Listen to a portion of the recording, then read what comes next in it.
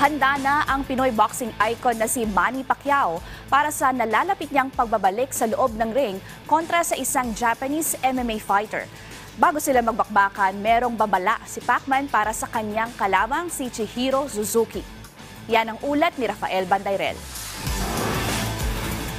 Muling sasalang sa aksyon ang natatanging 8th Division World Champion ng boxing na si pambansang kamao Manny Pacquiao sa susunod na buwan. Makakatapat niya sa isang exhibition match ang Japanese mixed martial arts fighter na si Chihiro Suzuki. Mataas ang kumpiyansa ni Suzuki na kayang-kaya niyang tapatan si Pacquiao dahil naniniwala siyang dihamak na mas mahirap ang MMA kumpara sa boxing. Pero babala ni Pacman, tuturuan niya ng leksyon si Suzuki. Kasi inisip kasi niya ng boxing easy lang kaysa MMA. Mas mahirap yung boxing kasi lahat.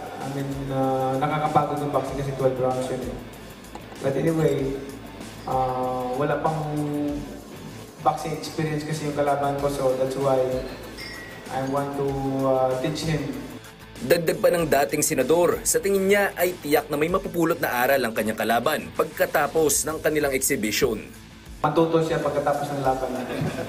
Sa July 28 na aarangkada ang bakbakang Pacquiao versus Suzuki. Ito ang magsisilbing main event ng Super Rizin 3 sa Saitama Super Arena sa Japan. Ito rin ang magsisilbing comeback ni Pacquiao sa loob ng ring simula nung nakatapat niya si DKU ng South Korea noong Disyembre ng taong 2022. Rafael Bandayrel para sa Pambansang TV sa Bagong Pilipinas.